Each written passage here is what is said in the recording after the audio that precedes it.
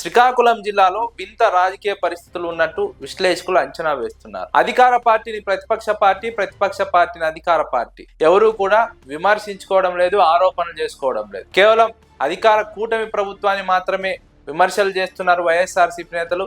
YCP అధిష్టానంపై విమర్శలు చేస్తున్నారు Telugu Desam party నేతలు.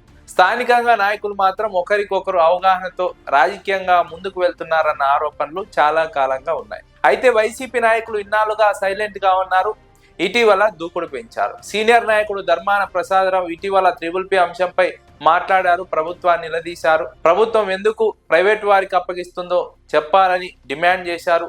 రెవెన్యూ సంస్కరణలపైన తీవ్రంగా మండిపడ్డారు. కానీ దీనికి ఎలాంటి సమాధానం లేదు తెలుగుదేశం పార్టీ జిల్లా నాయకుల నుంచి.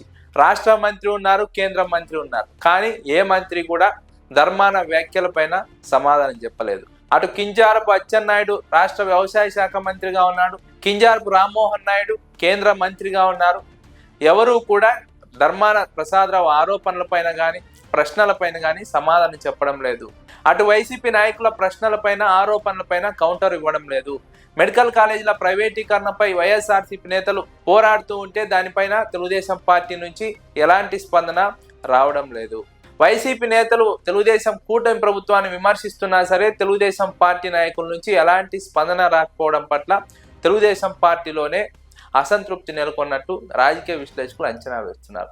అధిష్టానం తెలుగుదేశం పార్టీ నాయకుల తీరుపైన అసహనం వ్యక్తం చేస్తున్నట్టు తెలుస్తోంది.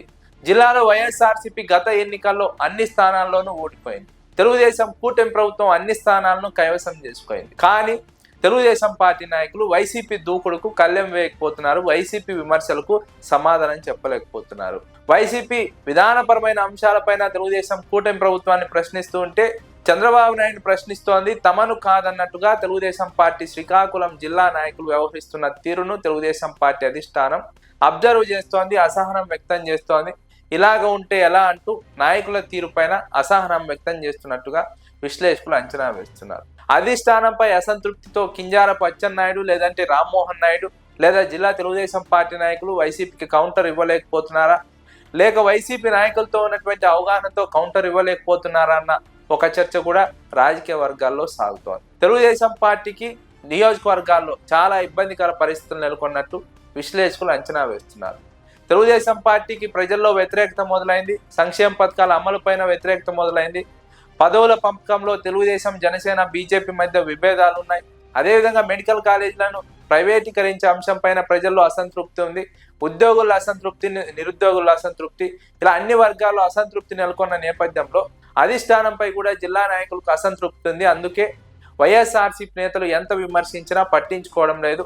విమర్శిస్తోంది తమని కాదు, తెలుగుదేశం పార్టీ అధిష్టానాన్ని, ముఖ్యమంత్రిని అన్న విధంగా తెలుగుదేశం పార్టీ శ్రీకాకుళం జిల్లా నాయకులు వ్యవహరిస్తున్న తీరు ఆ పార్టీ అధిష్టానంలో ఆగ్రహానికి కారణమవుతోంది. ఓవరాల్ గా గ్రౌండ్ లెవెల్లో ఉన్నటువంటి పరిస్థితిని అర్థం చేసుకున్న తర్వాత శ్రీకాకుళం జిల్లాలో వచ్చే ఎన్నికల్లో వైఎస్ఆర్సీపీకి అడ్వాంటేజ్ ఉంటుంది, ఎడ్జ్ ఉంటుంది, గెలవడానికి అవకాశాలు ఉన్నాయి అన్న అంచనాతోనే తెలుగుదేశం పార్టీ సీనియర్ నాయకులు, జిల్లా నాయకులు వైఎస్ఆర్సీపీ విమర్శలపైన మాట్లాడడం లేదు, వైసీపీని టార్గెట్ చేయడం లేదు, వైసీపీ నాయకులను పల్లెత్తు మాట కూడా అనడం లేదన్న వాదన రాజకీయ వర్గాల్లో వినిపిస్తోంది. అయితే ఈ రకమైన వ్యవహారం మాత్రం అధిష్టానానికి తలనొప్పిగా మారింది.